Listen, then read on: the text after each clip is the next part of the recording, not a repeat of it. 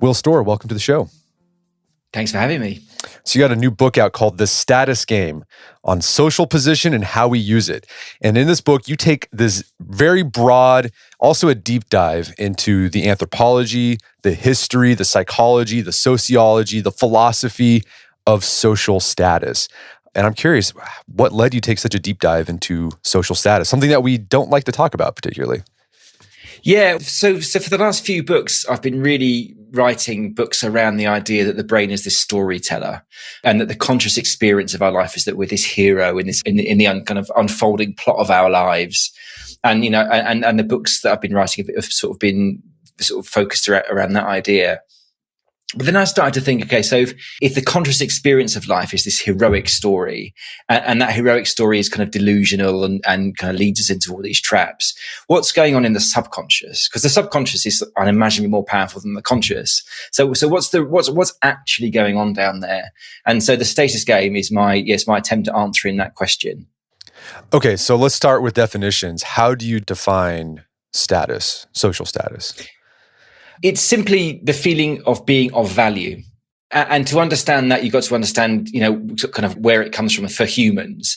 Most living things compete for status. And the more status they get, the better their lives get, the longer they survive, the more and more safely they can reproduce. So it's a really important, critical goal that lots and lots of living things have. But humans, we're this kind of tribal ape. And so tens of thousands, hundreds of thousands of years ago, when our brains were evolving and becoming the recognizably human brains that we have today, we were living in these hunter-gatherer groups. And we started competing for status with prestige. And the way that we gain that kind of these prestigious forms of status were by being valuable to our group. And there are two ways of being valuable to your group. You can be virtuous, so you can be like generous and courageous and good follower of rules, or you can be successful. You can be valuable by being useful, by being a great honey finder or a great storyteller or a great hunter. So that's kind of the root of a lot of human status striving. It's that feeling of being of value. And when we feel that we're of value to other people, that's when we get that great status bump. And I think an important point to make is status isn't just about being rich. I think a lot of times when we think about status, we think of class, right? Who has lower class, middle class, upper class. But status is everywhere. You get status for being young. You might get status for being attractive. You get status when someone compliments you on something you did. So like on your clothes, if you had a good thought, if your kids are well behaved. You get status for winning like a board game or a pickup game of basketball, or you're getting likes on. It's not just about money. It is just about your relative social position with other people in your group. Yeah, absolutely. So the brain has this thing that scientists call the status detection system, and it's unbelievably sensitive. It's constantly monitoring evidence for our relative status versus other people, and monitoring other people's status as well. And in the book, write about some of these crazy things they found, the relative amount of orange juice you get poured in your glass versus somebody else. If you get more, that the brain reads that as good, and if you get less, you get offended. I've been treated as if I'm lower status. So we're unbelievably obsessed with status. I mean, we're constantly measuring it, mostly subconsciously. It's all about symbol. Those measures of orange juice in a glass, that's the symbolic status kind of ranking. But so is money, and so is, as you say, kids' soccer games and the soccer games that we play. And so we're constantly measuring our status in this kind of wild variety of ways. And there's a lot of things going on when we experience status, like physiologically, like there's hormones that boost stuff from, testosterone increases, I think both in men and women, but more in men. You feel this surge of testosterone. Like even if you're watching like your favorite football team or soccer team play and they win, the people watching on TV, the men watching on TV will have this surge in testosterone. So there's there's like neurochemicals that go on. And then the same thing when you have like a status defeat, when your team loses, or if you experience some sort of slight, testosterone levels go down, you don't get the dopamine or the serotonin. So we are definitely wired for this. And we've been wired for it since before we were human. Before we were human, it was mostly dominance battles. So, with physical fighting, lots of animals still use dominance. Most animals use dominance as their primary way of competing for status. So yeah, you can't get rid of it. It's in the brain. It's been in the brain for millions of years, and we all do it. But there's people out there that say, well, I don't care about status. I'm above that. Is it really possible not to care about status? It's completely impossible. Yeah, I mean, and that always makes me laugh because you say, you know, so why are you telling me that? Usually when people tell you, oh, I don't care what other people think of me, they're kind of showing off. They're kind of saying, I'm better than you because I don't care what other people think of me. And it's like, well, it's just completely self-defeating argument. It always makes me chuckle because you can just tell by the tone of voice, people are kind of, they're using that as a claim to status. And so no, you know, you can't, I mean, you know, I've got, you know, I know people who are sort of big into their kind of mindfulness and wellness. And they're kind of anti-materialistic. Maybe they're driving a beaten up car and they're kind of thinking that means they're kind of immune to being interested in status. But the way they're dressing and eating and living their life are just ways that they're enabling themselves to look down their nose at other people who aren't sort of behaving as they are. One of the studies that I write about in the book, some academics in the University of Amsterdam, they did a survey of 3,700 people who were into mindfulness meditation. And they were specifically looking at people who were doing meditation to get rid of their kind of ego needs and their needs for success in their lives. And they found that these people scored very high in measures of what they called spiritual superiority. So, you know, they were saying things like, if other people had the amazing insights that I have, the world would be a much better place and all this stuff. I'm sure it's possible to reduce, you know, with lots of meditation, to reduce your need for status, but you cannot get rid of it. And I mean, the only people that really try and get rid of it that I'm aware of in the modern age completely are the hikikomori in Japan, who essentially shut themselves away. And you have to do that because you can't have a social encounter without playing the status game. You know, in all this, in tone of voice, in body language, you know, we're always getting information about what other people think of us. Do they think we're a good person or a bad person, you know, a handsome person or an ugly person, or a polite person or a rude person? You know, it's endless. So the only way you can really do it is to shut yourself away like the hikikomori do. But even then, most of them are playing computer games, and that's a status game. So right, there's status going on there. So yeah, even when people say like, I don't care about status, you might not care about the status game that the wider culture is playing. You're going to play a different status game. Yeah. So the way to understand it is, I mean, that's how I talk about games, is that there's not one game for status that everyone's playing with each other. There are infinite games. And that's because we're tribal, we're a groupish species. So we have these very powerful subconscious urges to do two things. And one is to connect with other people, to connect into coalitions of like-minded people.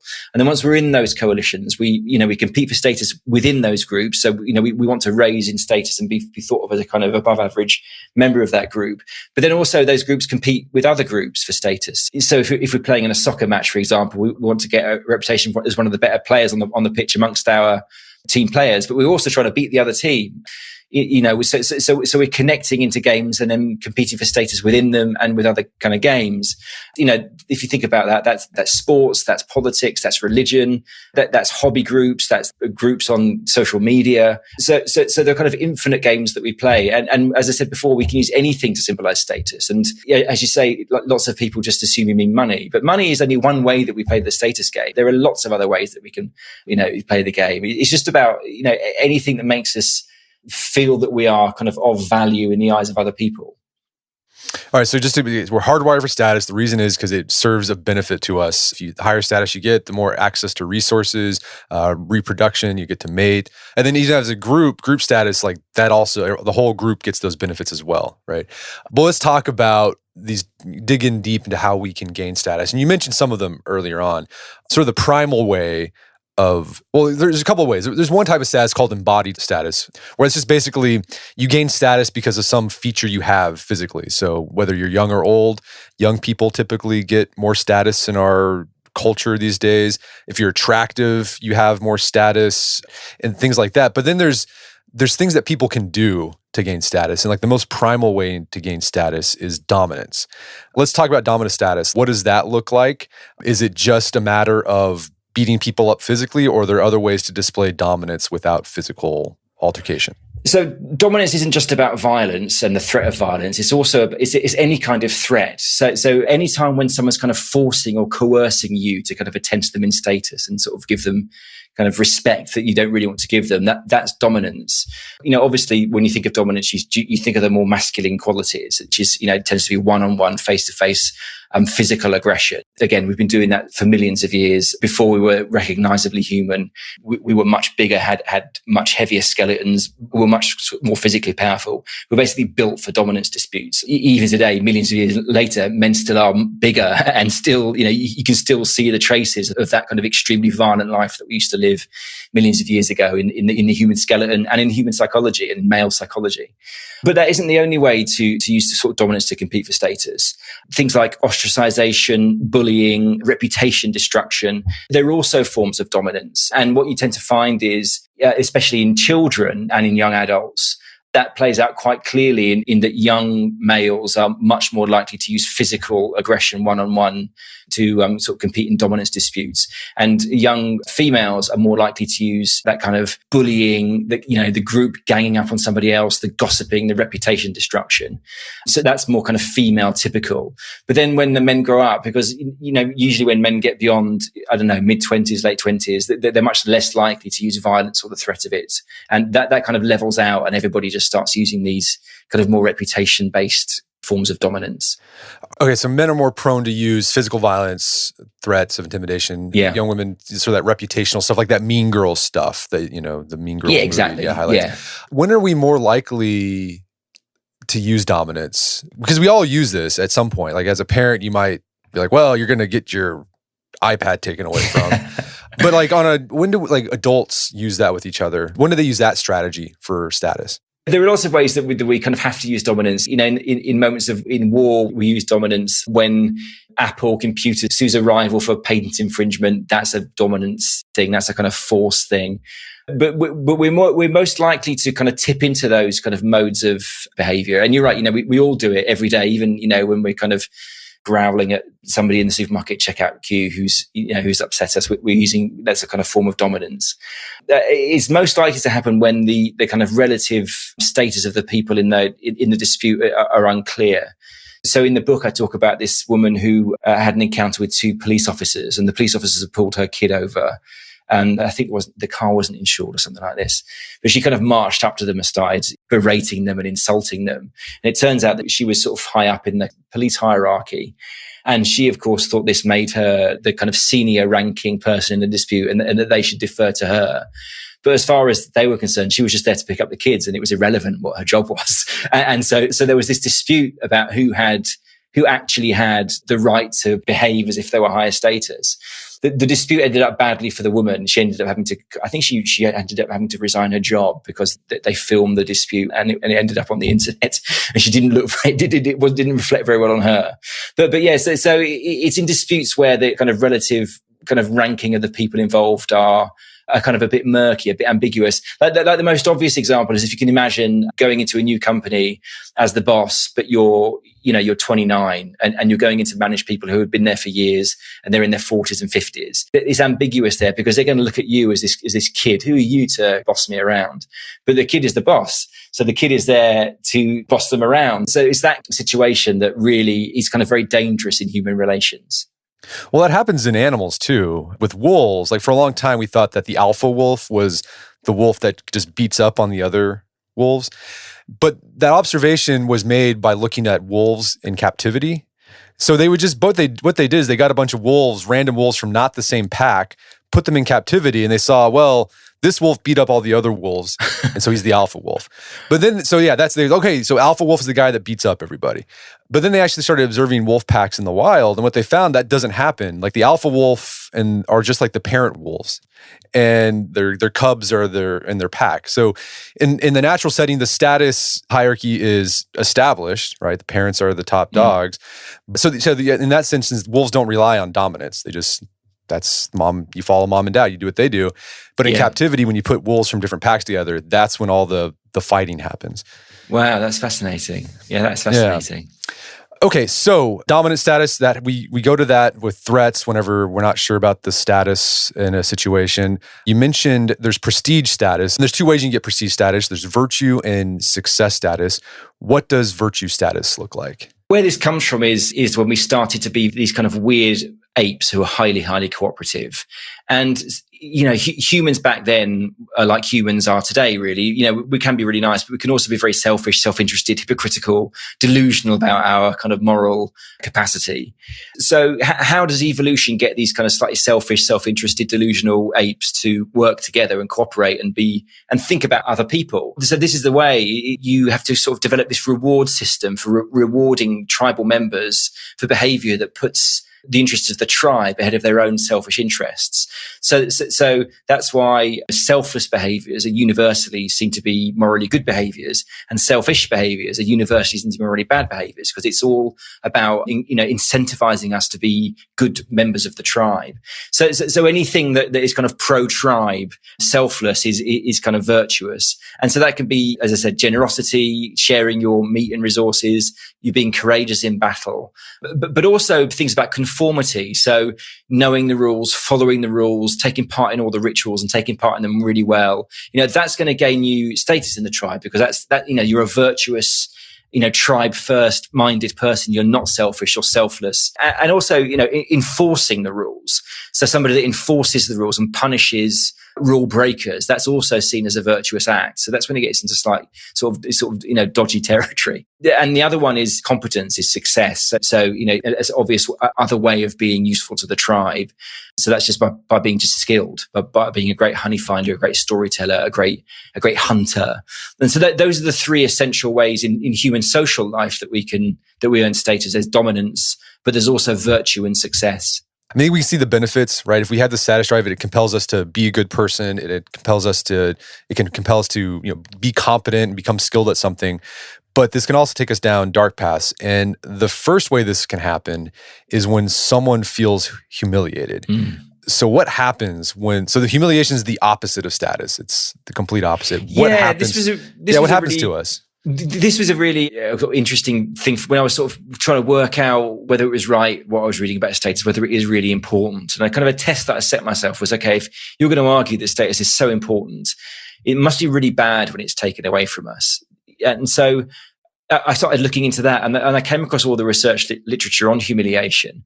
And how they define humiliation is not just the removal of all your status from the group. It's also the removal of your kind of ability to claim status in the future. So you've fallen so far down the game that you're out. You're basically expelled. Nobody wants to have anything to do with you forever. So it's really bad. And we all, again, it's a universal thing, which also shows how important status is. Nobody wants to be humiliated. We all fear humiliation. Humiliation is the basis of the absolute worst of human behavior. You know, most obviously, human violence. There's a violence researcher that I quote in the book that said when he got into studying violence, he just assumed, like most people do, that the major causes of street crime are greed and need. People are starving, or they're greedy and they rob people. But when he actually met these people and spoke to these people for years, the most common reason is status disputes. People feel disrespected, so they fight back with dominance, and in doing so, humiliation flips into pride. So, you know, a real driver of the cycle of violence that you see on the streets, because everybody's trying to flip that sense of humiliation into pride, and it goes on and on and on. But then when you look at the kind of wider story, humiliation is implicated in the absolute worst of the worst of the worst of human behavior. And in the book, I talk about, you know, incel spree killers, terrorists, serial killers, spies, honor killings, all of which very often have a series of components of humiliation that kind of motivates them. Yeah, you highlight Elliot Rodgers, the kid who did the mass shooting, and you did a deep dive into him, did these manifestos. And it just sounds like he just felt humiliated. Well, first off, it sounds like he probably had some sort of narcissistic personality disorder, which made him more vulnerable to humiliation. But if you look through, like he just had all these grievances, and that's why he felt justified in what he did. Yeah, he's a really fascinating case. And so I kind of build this argument in that chapter that it isn't just humiliation that makes people dangerous. Like the most dangerous people are A, male, for reasons we've already, discussed, because men tend to be violent. B, humiliated, but C, also narcissistic. Because if you're kind of grandiose and narcissistic, you're kind of dysfunctional in the way that you imagine the status game. You feel that you are just naturally and automatically deserving of lots of status. And this is sort of disconnected from your behavior. It's not about earning it. You just earn it because you're amazing. And so it's a very unhealthy way of living your life. And if you take a narcissist, especially if you take a male narcissist and you humiliate them again and again and again and again, you're going to end up very probably with an extremely dangerous person. And Elliot Rodgers was definitely one of these people. But what was interesting about Elliot was that he left this 108,000 word. It's actually an autobiography, like this very detailed memoir. He's full of moments of sort of extreme narcissism. Descriptions of himself as a gorgeous, fabulous gentleman, things like this. But he's also brutally honest about his failures and brutally honest about his sense of humiliation at the hands of his peers, the bullying he encountered. And the only way that his only kind of source of status in his life was World of Warcraft. And such was his need for status that he became obsessed with World of Warcraft and ended up sort of reaching its kind of top level. He became a really skilled player. And, he says in the memoir that it was only when he was playing World of Warcraft that all his troubles with his social troubles receded and he forgot all about that and he was happy. And then one day he had this kind of small circle of friends that he would play World of Warcraft with at this internet cafe. And one day he discovered somehow they were all meeting up in secret behind his back because they didn't really want to play with him. And of course, this was devastating to him. And he talks about playing with tears running down his face. And that was the last day he played seriously. In his memoir, that's the day where he just has these thoughts become just extraordinarily disordered. And he starts sort of imagining this kind of dark future world in which sex is abolished and all the women are wiped out and so on. In the book I argue that, after his spree killing, lots of commentators on the left and the right blamed World of Warcraft and said, well, it must be World of Warcraft that made him violent. But I actually think that World of Warcraft was the last thing keeping him sane because it was his last source of status that he had and it was taken from him. And that's when he really cracked up. All right, so humiliation is the most extreme form of status defeat. And it can, in certain situations, it can lead people to do terrible things. But we all experience, maybe not humiliation, but just status defeat on a daily basis. And I imagine if you look back on your behavior, like when you felt you weren't proud of the way you behaved, it was probably because it was a reaction to a status defeat of some sort. Whether you got snippy with somebody or you lashed out online at somebody, you might have just been having a bad day because, the boss yelled at you or something like that. Yeah, I think that's right. We respond in dominance all the time when things like that happen. It affects our mental health too. I mean, lots and lots of cases of depression and even suicide are implicated in the sense that you've either declined in status or the people around you have accelerated in status and you've stayed behind. And, in suicidality is we become particularly vulnerable to that kind of suicidal thoughts when we have a very sudden drop in status. All right, so throughout the conversation so far, we have mentioned social media in passing and its role that it plays in status games. But I want to dig deeper into it because I think anyone who has a social media account has experienced firsthand how social media can ratchet up status anxiety. I mean, you post a picture on Instagram and then you're just, the rest of the day you're checking like how many likes did it get? What are people saying? Or you tweet something and you're checking how many retweets did it get? So walk us through that. How does social media intensify the status games that we play? Yeah, totally. I mean, all of social media it's a status game, and I think what's happened to the social media giants and designers have by kind of instinct and trial and error formed their platforms around our need for status. If you think about those three games that we played, dominance, virtue, and success, that is social media. Dominance with the kind of cancel culture, and the mobby kind of behavior. Success, all the pictures of the lovely holidays, and I've won this award, and I've got this new job. And virtue, of course, I've done this amazing thing. Enforcing the rules, showing off about the marathon you've just run for, breast cancer. And the interesting thing about it is that lots of people kind of are aware of some of the kind of sort of dark technology that runs social media, and this idea that it's a bit like a slot machine because the rewards are unpredictable. So if you make a contribution to social media, you don't know how it's going to go down. Sometimes you're going to get lots of likes. Sometimes you're going to get none, or you might even get attacked. So the rewards are inconsistent, and that's what, just like a fruit machine, it keeps you coming back. It gives this kind of addictive quality. But as I say in the book, I think that's quite well known amongst technologists, that kind of slot machine effect. But what they don't really talk about is what you're actually gambling with. And it seems clear to me that you're gambling with status. That's what you're doing when you make any contribution to social media, whether it's a picture of your holiday or it's a kind of witty comment or it's an attack on a political opponent. You're gambling with your status. And sometimes you get loads of status. Sometimes you get retweets and people love it and you go, yeah, that's brilliant. You're amazing. And sometimes it's a disaster. You either get ignored, which is depressing, or you get attacked and you feel humiliated.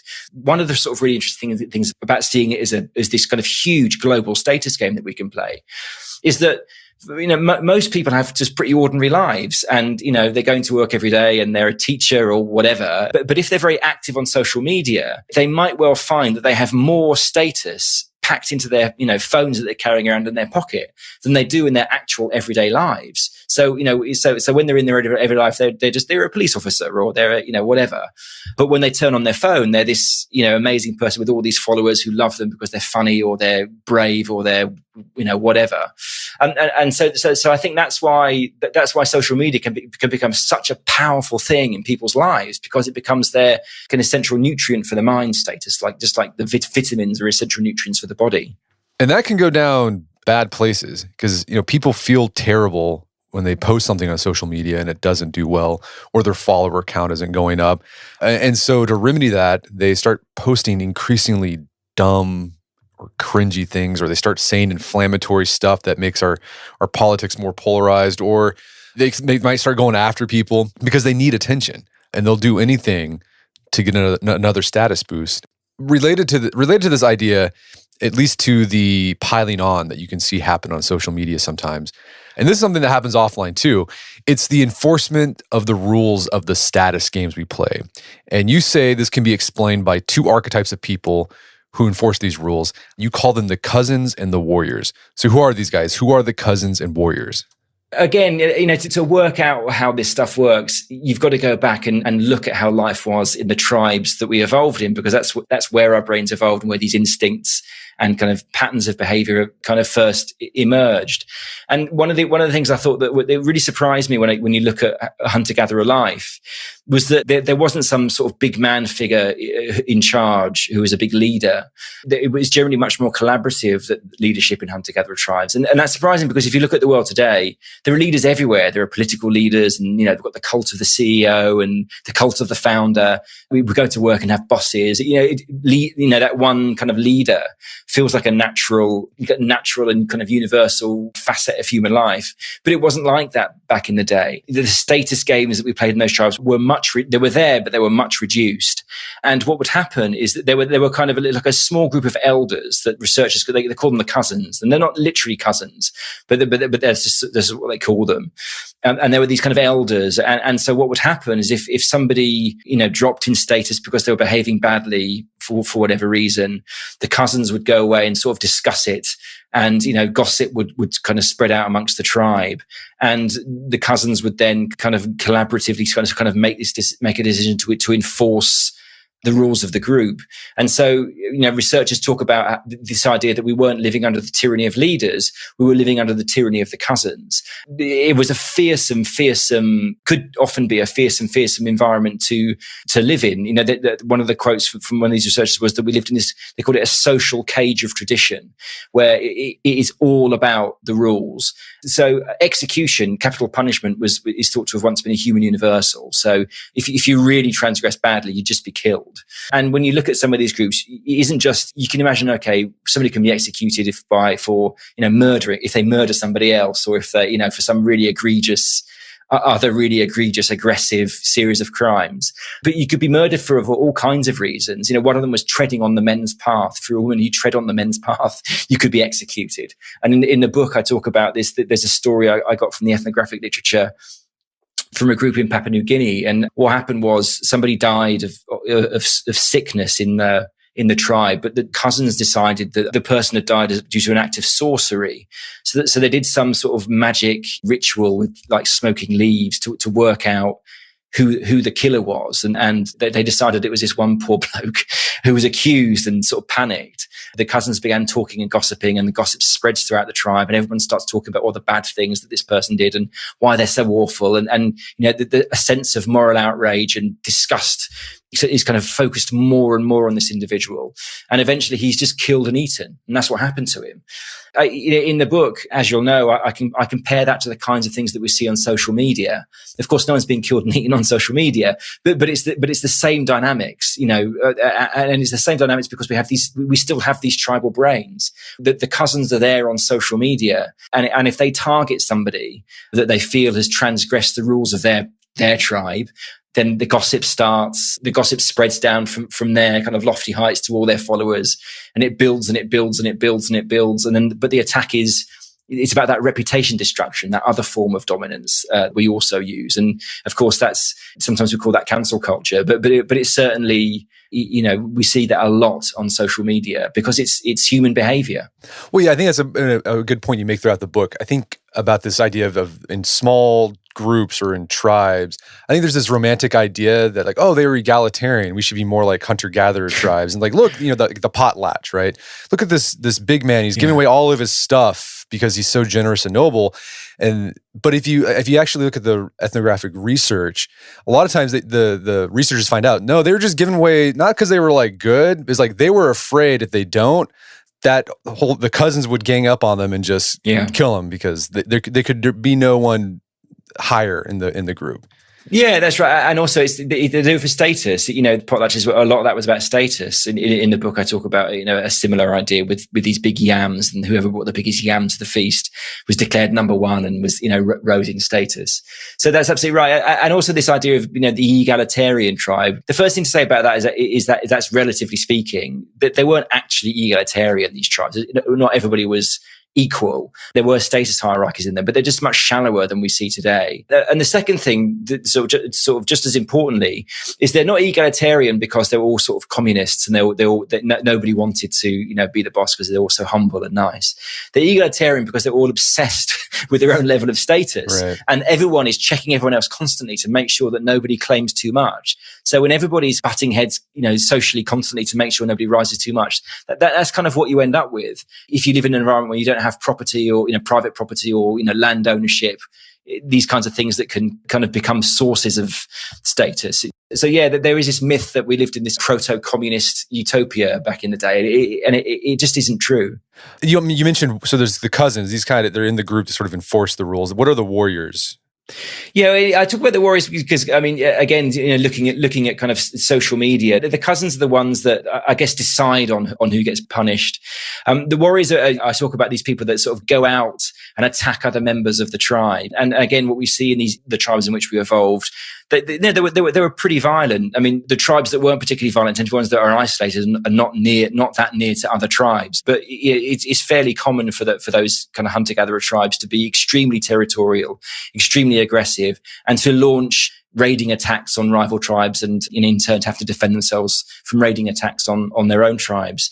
And again, you see this in life today. You see it on social media again, these kind of warrior behavior, which is not so much about enforcing the rules within the group, but going out and attacking members of other groups for perceived attacks on their kind of status. And I think to sort of explain, I need to sort of need to explain that, one way that we measure status is with beliefs. So beliefs can be status symbols. So we can believe a million things that have nothing to do with status, like the length of the Mississippi River and the boiling point of water. And nobody argues about this stuff because nobody's status is attached to it. But there's a small kind of subset of beliefs that we attach our status to, that when somebody doesn't believe that thing, we look down our nose at them, and then we look up at people and we admire people who do believe those things. And of course, these are things like political beliefs, moral beliefs. And so every kind of status game has its kind of sacred beliefs. And I think what you see in social media is warriors going out to attack people who they feel have insulted the sacred beliefs of their tribe. Throughout the book, you mentioned that status games, there's all different types of status games going on. There could be a status game within a tribe, within your family, at work, wherever, or on a societal level even. But you talk about that sometimes status games can start to become tight.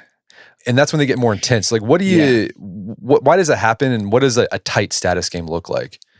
So this is based on some really fascinating work, principally by a psychologist called Michelle Gelfand. So she studies the differences in cultures rather than groups. And what she finds, and psychologists who study the same thing, what they find is that there are different kinds of culture. Some cultures are tight, relatively tight, and some cultures are relatively loose. Tight cultures tend to be much more conformist, much more suspicious of outsiders, much more kind of religious, much more prone to kind of, supernatural belief. They're kind of rule makers, rule followers. So if you look at things like the time on clocks in public spaces, in tight cultures, much more like to be correct than in loose cultures. The trains run on time more in tight cultures than loose cultures. So Germany is a relatively tight culture. The UK is relatively loose. And what makes them this way, Gelfand and others believe, is that is kind of a history of struggle, difficulty, whether it be climactic difficulty or plagues or wars. If that culture has a history of very severe kind of shock and stress and pressure, that they tighten up and they kind of remain that way. And I just sort of extended that idea to groups in general, because I think it works for groups in general.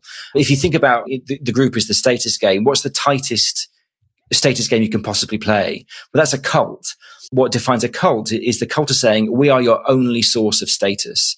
That's it. You are not allowed any other source of connection or status anywhere in your life. And that's why cults want you to cut off contact with your family and friends, and even outside jobs. Sometimes you're not allowed to have if you're a member of a cult, and they offer you a very, very specific set of rules by which to earn status. You must do this, you must do this, you must do this, and you must do it exactly. Very often cults even try to kind of litigate over the content of your own head. They tell you what you're allowed to think and what you're not allowed to think. And so there is an extremely tight status game, and they often offer like ridiculously crazy status rewards. The cult that I look at in detail in the book is the Heaven's Gate cult, and the idea there was that if you follow our rules, you're going to be literally taken away by UFOs, and you're going to be taken to the level above human. So you're going to have such high status, you're going to be literally superhuman, which not coincidentally is also what the Nazis and the communists promised followers of Nazism and communism, that they were going to become kind of superhuman people. That's a really tight group. You can extend that down. You can see, so if the tightest group possible is a cult, then you can see something like, fundamentalist Islamism as not a cult, but not far off a cult. That's a tight group with really, high, like crazy promises of high status, very conformist, kind of wild supernatural beliefs.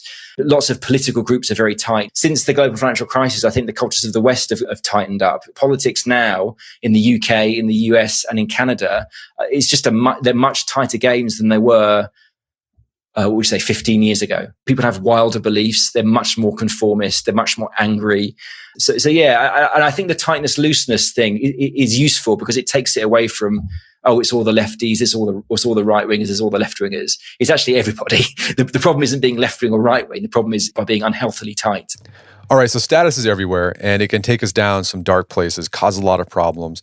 So some people think, well, why don't we just get rid of status? Make everyone the same, everyone equal, and we won't have these problems anymore.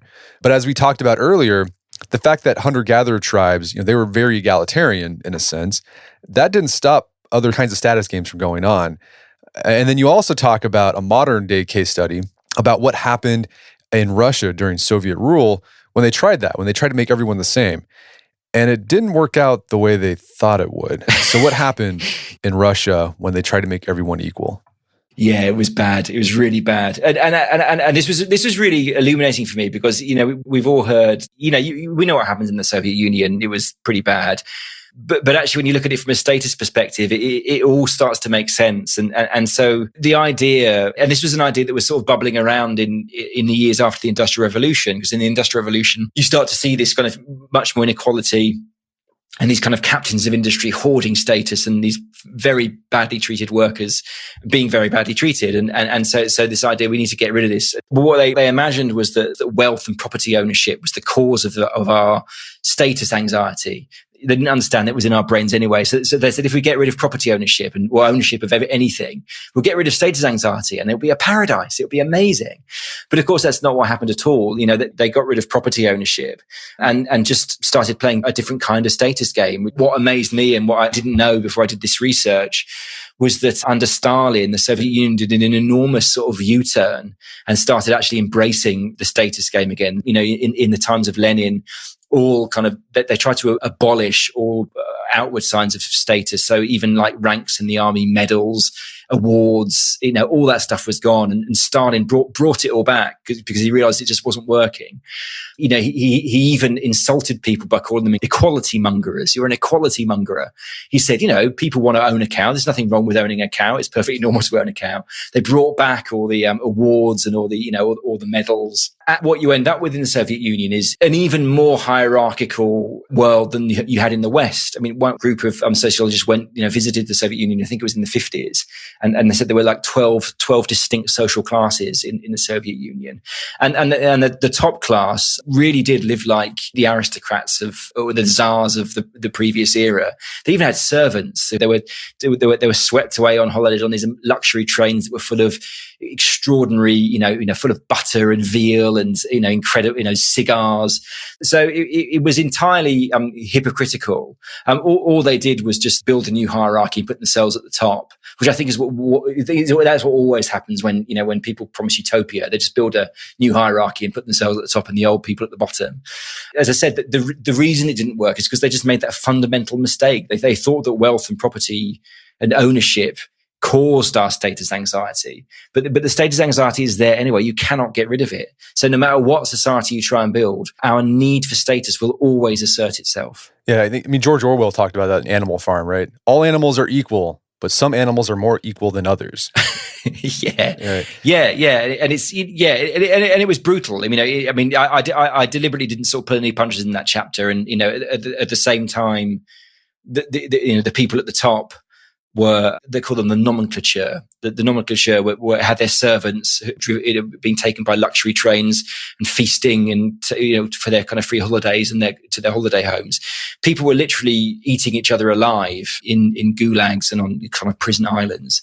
So it really is, it was horrific what happened in the Soviet Union, and it is a story that we were a bit obsessed with what was going on in Germany in the middle of the 20th century in the West. And I think the stories from the Soviet Union are just as useful for us to know and no less horrific.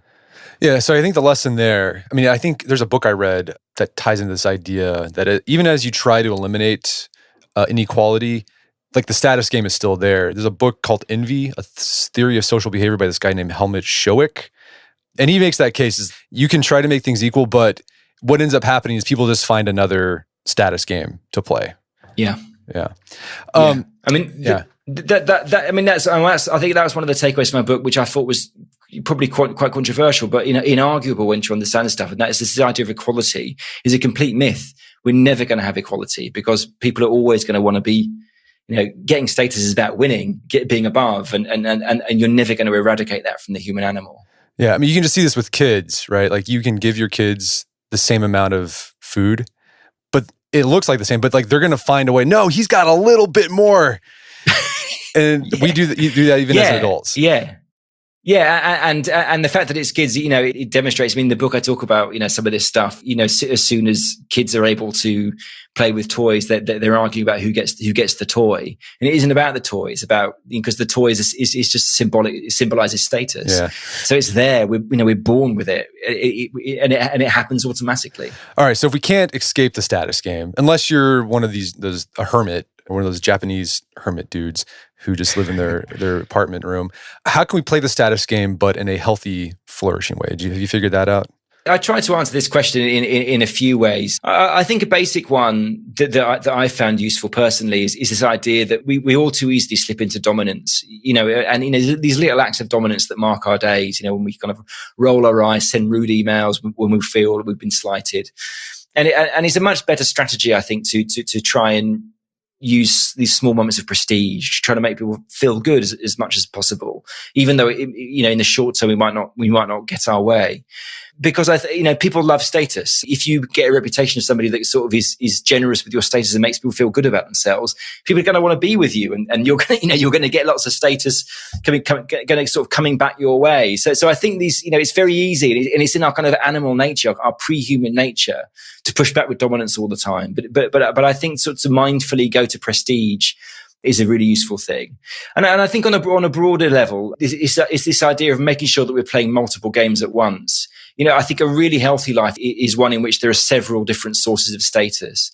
Like, I think you should have a hierarchy of games. The one at the top that's your main game, and you put lots of attention and care into, because it's not easy to earn status and get a reputation of being somebody of value.